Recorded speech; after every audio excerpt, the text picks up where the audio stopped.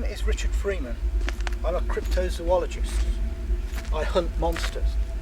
About 18 years ago, I had an experience up here that I've never been able to explain. I've brought Natalia to the circle. She's a Chevronnais, a Romany wise woman and witch. She's also a psychic and a medium and someone very magical.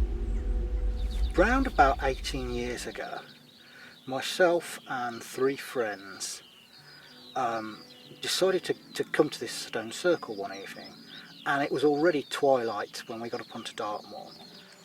And we found ourselves stumbling around in this field for something like half an hour, unable to find the other gate at the other side of the field to get through it. And as it got darker, I suddenly saw a circle of lights by a dry stone wall. I suppose I'd be about 50 feet away from them. They were bluish white. I couldn't count how many there were, but they formed a sort of a ring, like a Ferris wheel, seen at night, and it would have been about 5 feet across. I said to everybody, look at that, it looked like some sort of light display, but there was nobody about except us. And everybody saw this, and then it sort of winked out, and I was baffled as to what it was. So these lights suddenly switched back on again, but instead of a circle, they'd formed a crude outline of a person, once again about 5 feet tall, legs together, arms by their sides, and it reminded me of the little figures you see on toilet doors that denote male and female, but the head was very poorly defined. It was more like a dome on the shoulders rather than a circle, and the arms and legs were together. And once again I said, look at that, and everybody saw this thing. Then it winked out, and then I realised something was very, very wrong. So I said, look, everybody stop, take your jackets off, turn them inside out, and everybody didn't question it. For some reason they just obeyed, and then suddenly we found the way out of the field. It was just there in front of us, and we went over this gate, went across another field, and we ended up here in the stone circle. And there were people here, you know, some people were eating, some people were playing instruments. There was a fair amount of people around, and it was, even though it was quite bad weather, it was starting to drizzle, but there was a lot of people around. But it was almost as if when we were in this field, we were in another reality. And I realised what was going on when I saw the lights, that we were being pixie-led. That's right, yes. And went to break the spell of being pixie-led, you either turn your pockets inside out or you turn your jacket. It's a thing in Ireland as well with fairies, they say the same thing. The origins of the idea of turning your clothing inside out to earth yourself is actually Indian, originally. Yeah. It was brought to Europe by my people, the Roma, and passed from there into British and Irish folklore. And what is the Indian or the Roma equivalent of fairies? Powiaki Manushnia.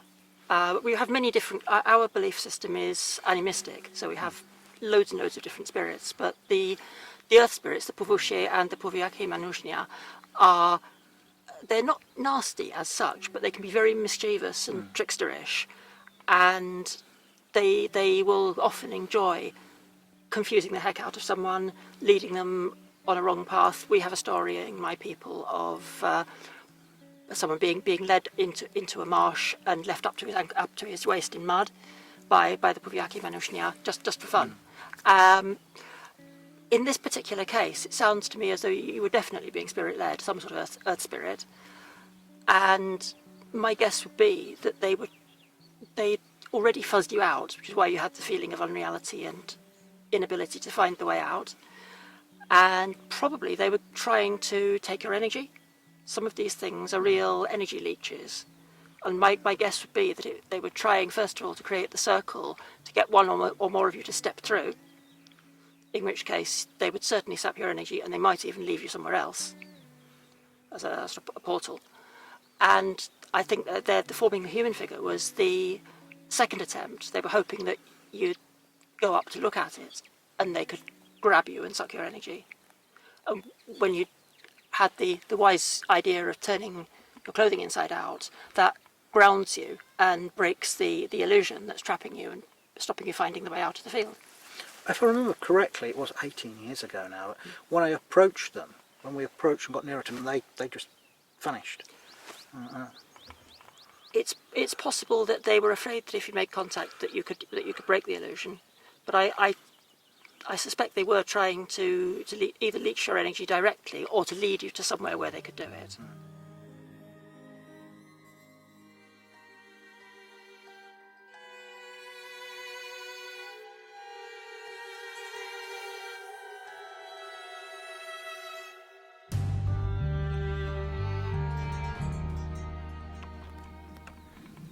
if I were to come down here at night again, what are the chances of something similar happening, or what could you do to sort of have a better chance of having another encounter with something like that? I think having an encounter like that is quite rare, except in one or two places that are particularly charged up spiritually. You could increase the chances of it happening again if somebody in the group is particularly magically able, so that they are a good source of energy. And if you have somebody who is skilled in energy magic, it's also possible to deliberately put out energy, make it available, to encourage paranormal things to happen. Something I've actually done myself.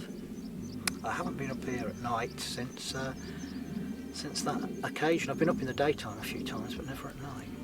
It'd be well worth trying again, I think. Yes, I think it would. Raise some energy from the earth and cast it around, see if you can get something to happen. Yeah.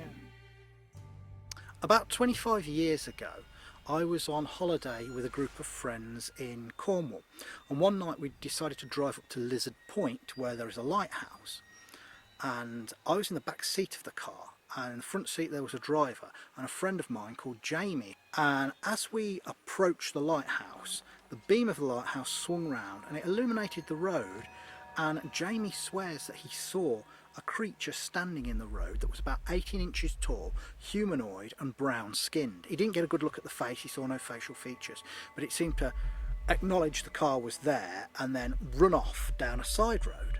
So we stopped the car and Jamie and I followed this creature where it had run down this little side road, which led down quite a steep lane to the beach, and there was nothing there. We saw nothing, but there was a very strange, almost oppressive, otherworldly atmosphere at the time, but we saw not a thing, and Jamie was the only person amongst us that saw this fairy, goblin, whatever it was. Pixies, goblins, elves, they can all sleep tight tonight.